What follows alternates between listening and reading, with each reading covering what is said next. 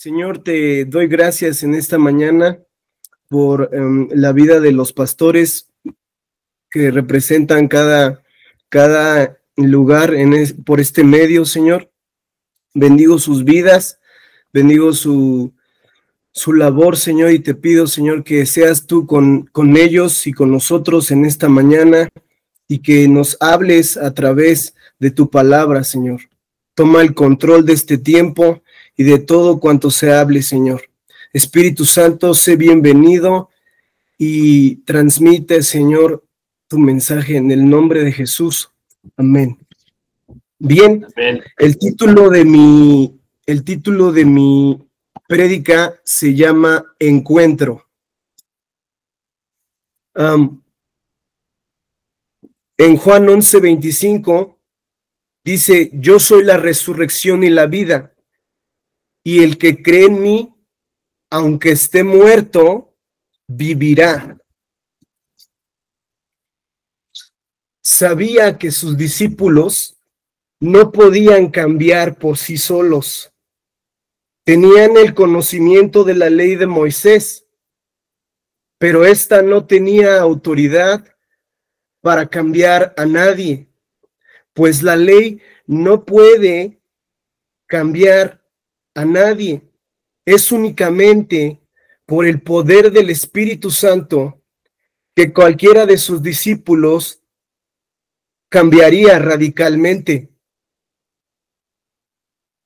El momento en que Judas, Pedro y sus discípulos enfrentan el arresto de Jesús en Getsemaní es impactante y ellos no lo pueden creer. Todos habían entregado a Jesús y huyen ante el alboroto. Esto sucedió debido a que eran simples hombres comunes, aunque conocían la ley de Moisés y la tenían de memoria, no habían experimentado el poder del Espíritu Santo. El intelecto y el poder humano son buenos. El intelecto y el poder humano son buenos, pues existen personas que son hábiles y virtuosas para una actividad, pero no producen ningún fruto eterno. Y eso lo menciona Primera de Corintios 2:14.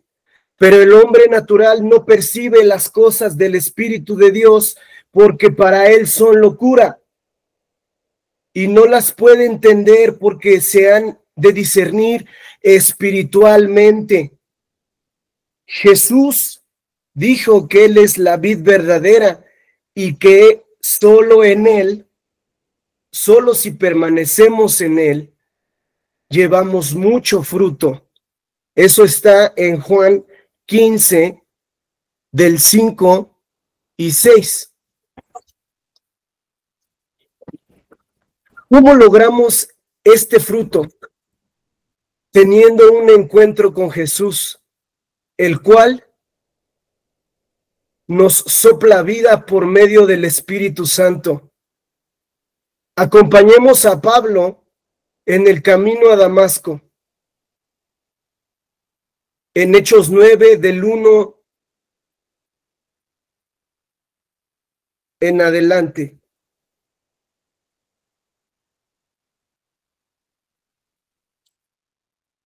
Dice: Saulo, respirando aún amenazas y muerte contra los discípulos del Señor, vino al sumo sacerdote y le pidió cartas para las sinagogas de Damasco, a fin de que si hallase algunos hombres o mujeres de este camino, los trajeren presos a Jerusalén. Mas yendo por el camino, aconteció que al llegar cerca de Damasco, repentinamente le rodeó un resplandor de luz, y cayendo en tierra, oyó una voz que le decía: Saulo, Saulo, ¿por qué me persigues? Él dijo: ¿quién eres, Señor? Y él le dijo: yo soy Jesús a quien tú persigues. Dura cosa te es dar coces contra el aguijón. Versículo 6. Él temblando y temeroso dijo, Señor, ¿qué quieres que haga? Y el Señor le dijo, levántate y entra en la ciudad y se te dirá lo que tienes que hacer. Y los hombres que iban con Saulo se pararon atónitos, oyendo a la verdad la voz, mas sin ver a nadie. Los hombres que iban con Saulo se pararon atónitos, dice. Entonces, el versículo 8, se levantó de la tierra y abriendo los ojos no veía a nadie.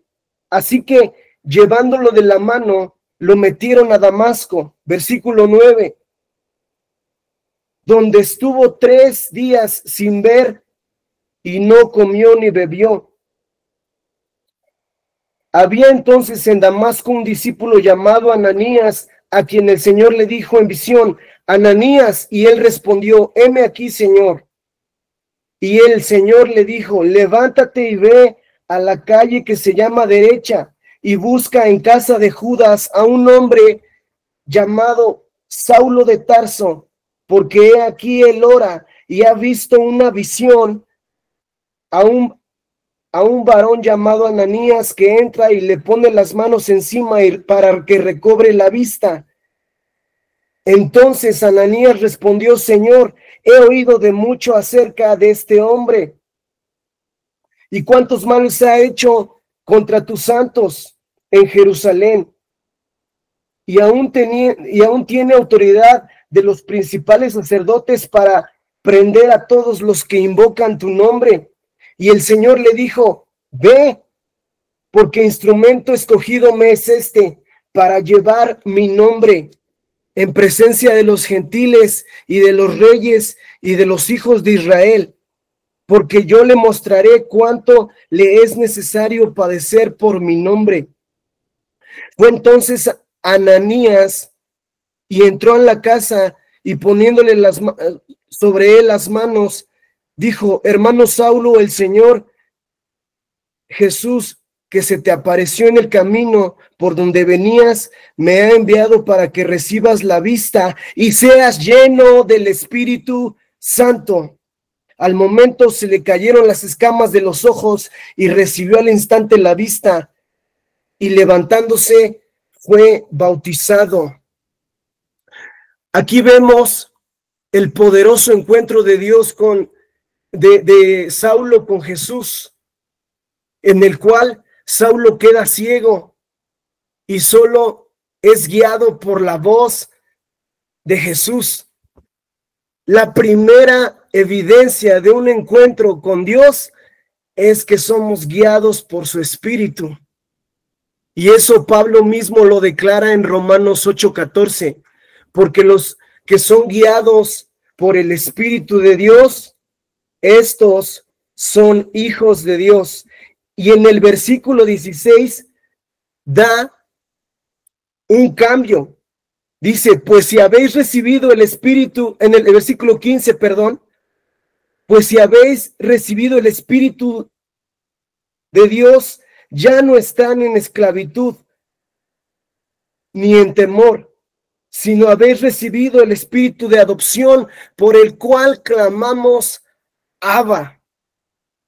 Y Abba es una expresión de ternura para Dios. Es como decirle papito a tu padre.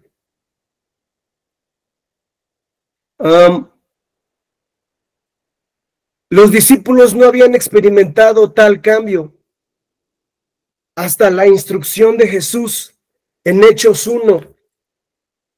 En Hechos 1 del 4 y 5. Hechos 1, 4 y 5. Dice, y estando juntos les mandó que no se fueran de Jerusalén, sino que esperaran la promesa del Padre, la cual les dijo, oíste de mí, porque Juan ciertamente bautizó en agua, mas ustedes serán bautizados en el Espíritu Santo dentro de no muchos días. Aquí vemos claramente la instrucción de Jesús, pero también vemos que el bautismo de agua solo es un símbolo y no trae ningún cambio. No trae ningún cambio. Es solamente un símbolo. Jesús es claro y dice que esperemos a ser bautizados por el Espíritu Santo. Hay personas que creen que esto ya terminó y que no tiene validez ni poder alguno, pero no se puede vivir una vida cristiana si no eres lleno del Espíritu Santo. Una vez que Esteban fue lleno del Espíritu Santo, los fariseos y los escribas y los maestros de la ley no pararon de decir que decía mentiras y cometía errores y decía blasfemias contra Dios. Y los mismos fariseos dicen, es que Jesús vino a romper con la costumbre. Jesús vino a romper con la costumbre, dice, que Moisés nos entregó. Y los escribas se enojaron. Eso lo vemos en Hechos. Capítulo 6, versículo 14. Dice lo siguiente: pues hemos oído decir que ese Jesús de Nazaret destruirá este lugar y cambiará las costumbres que nos dio Moisés. Palabras de fariseos, escribas, saduceos y todos los eruditos de la ley. Pero no se supone que como cristianos buscamos un cambio radical. ¿No se supone que debemos esperar que Jesús trastorne nuestras vidas? No solo para nosotros, sino para nuestra nación, nuestra familia, nuestra ciudad y todo nuestro entorno. Como discípulos nos movemos según el reino de Dios. Y si el reino de Dios no consiste en palabras, sino en poder, como dice en 1 Corintios 4:20. Y ese poder se da por medio de una búsqueda y un encuentro con Dios. Me expongo a Dios, me expongo a su Espíritu, tengo un encuentro y soy transformado. Y esa transformación está en Hechos 2. Hechos 2. Dice: cuando llegó el día del Pentecostés, estaban todos unánimes juntos, cada cual, dice, y de repente vino del cielo un estruendo como de un viento recio que soplaba, y el cual llenó toda la casa donde estaban sentados, y se le aparecieron lenguas repartidas como de fuego, asentándose sobre cada uno de ellos. Y fueron todos llenos del Espíritu Santo y comenzaron a hablar en otras lenguas, según el Espíritu les daba que hablasen.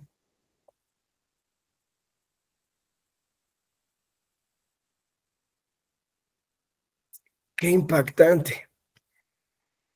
Un encuentro con el Espíritu Santo produce cambios reales.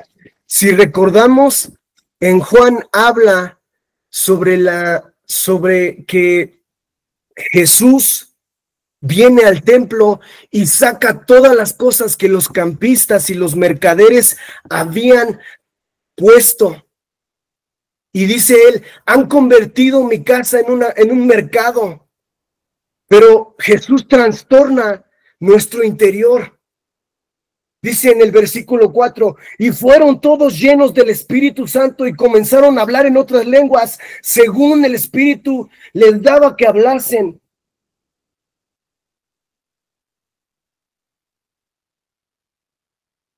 Y entonces esa transformación se les metió adentro, se les metió en su interior. Y a veces no necesitamos orar tanto y decir a mi esposa, yo no necesito orar tanto y decir a mi esposa, fíjate que hoy oré, o hoy leí y leí tanta cantidad y me metí con Dios 1 hora. Yo no necesito decirle tanto, con que ella vea que mi actitud va cambiando, eso es transformación. Pedro tuvo un cambio radical hasta que fue lleno del Espíritu Santo. En Hechos 2:14 dice, primer discurso de Pedro. Entonces Pedro, poniéndose en pie con los 12, alzó la voz y les habló diciendo, varones judíos y todos los que habitan en Jerusalén, esto sea notorio y oíd mis palabras, porque estos no están ebrios como vosotros suponen, puesto que es la hora tercera, mas esto es lo dicho por el profeta Joel, en los postreros días, dice el Señor, derramaré de mi espíritu sobre toda carne, y vuestros hijos y vuestras hijas profetizarán, vuestros jóvenes verán visiones y vuestros ancianos soñarán sueños, y de cierto sobre toda sierva y sobre todo siervo en aquellos días derramaré mi espíritu y profetizarán, y daré prodigios arriba en el cielo y abajo en la tierra, sangre, fuego, vapor de humo. Y el sol se convertirá en tinieblas y la luna en sangre hasta que venga el día del Señor. Y todo aquel que invoque el nombre del Señor será salvo. Solamente la visita del poder del Espíritu Santo puede traer esto que habla aquí. Y ahora vemos ese cambio con Pedro. ¿Se acuerdan? ¿Se acuerdan que lo negó, verdad? Y dijo, no, yo no soy de ellos. No, ¿qué te pasa? No, yo ni lo conozco. Pero eso fue antes de ser bautizado. Él era un hombre común, no tenía el poder del Espíritu Santo, solamente tenía la ley en la mente. Qué padre que me aprendo de memoria las cosas, pero no produce ningún fruto, como lo decíamos. Qué padre que me aprendo las cosas, pero no producen fruto. Y hoy a este Pedro lo vemos con valentía, con pasión, predicando la palabra de Dios, hablando en mensaje. Qué cambio tan poderoso. Qué cambio tan poderoso.